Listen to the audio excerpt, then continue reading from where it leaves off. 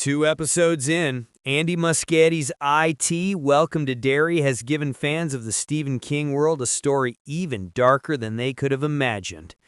In the first episode, the pilot, the series had the guts to kill off 3 kids we assumed would be the new losers we'd be following all season long.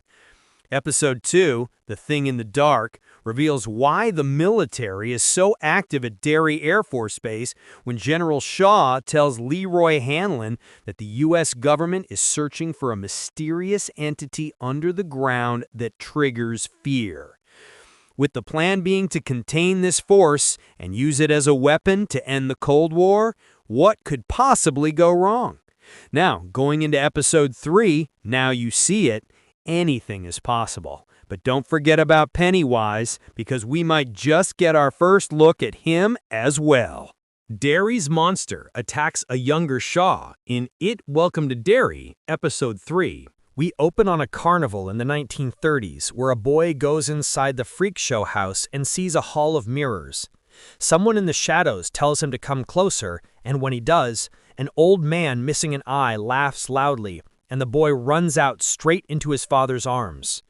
His father calls Francis a sissy, but tells him he won him a prize, a new slingshot. On the way home, their car breaks down, so they buy a jug of water from a local native girl on the side of the road. Francis also gives her his new slingshot in trade, and later they're playing outside with the other kids. When Francis runs into the woods, the girl, Rose, begs him to come back and won't follow him. All alone, he's chased by the one-eyed old man, who turns into a monster running on all fours with some familiar rows of big teeth, but Rose hits it in the head with a rock from her slingshot. They flee, but the creature won't follow them past the tree line. In the present, Lilly is back at Juniper Hill, surrounded by the wails of laughing and crying patients, where a housekeeper tells Lilly she believes that the girl has seen the impossible, and that if Ronnie means so much to her, she'll find a way to make things right between them. Meanwhile, Ronnie's dad, Hank, is in jail, being questioned by Chief Bowers, who wants to know where he was the night of the murders.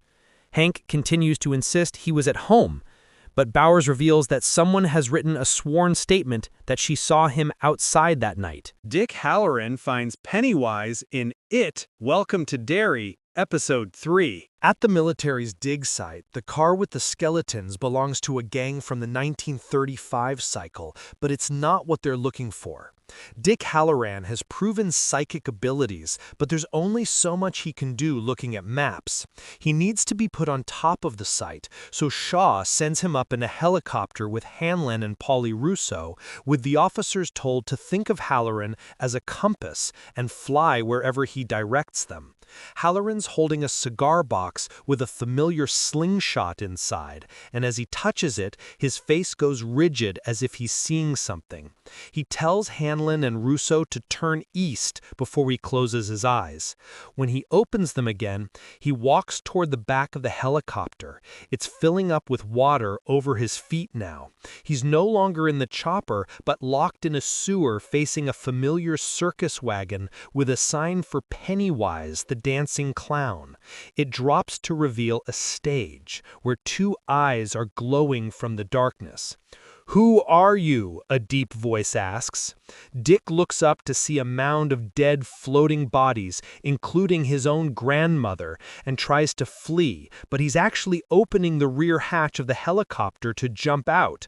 Hanlon has to tackle him so he doesn't fall out to his death. Back on the ground, Dick tells General Shaw that something saw him, and if they keep going, something bad is coming.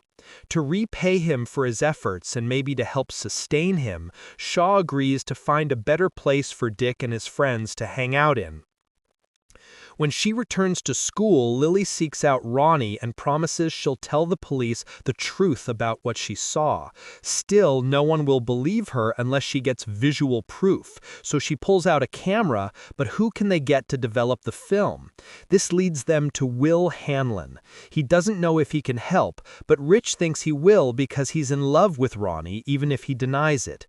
It looks like they're all in this together now, and Rich, with his knowledge of evil spirits from his Cuban relatives, has a plan to make the evil reveal itself.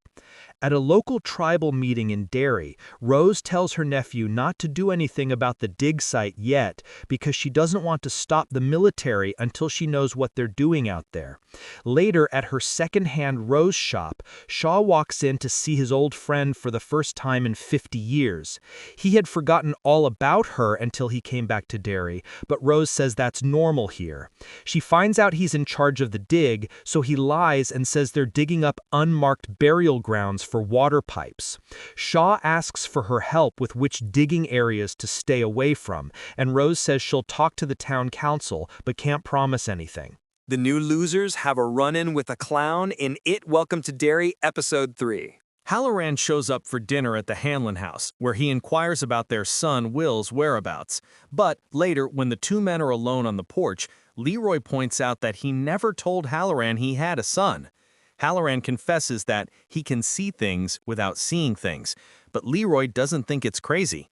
Just before Dick asked about his son, he felt something he couldn't describe. The only other time he felt it was when he was attacked.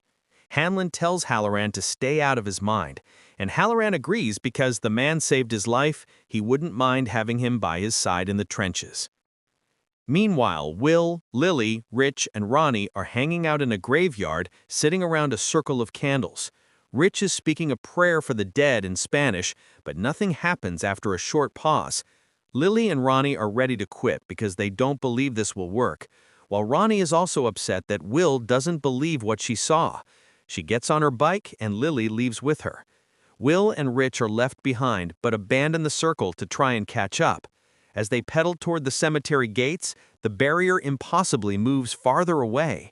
They ride through the grass with the ground caving in when their three dead friends, now with rotting faces, float above them, chasing them through the night.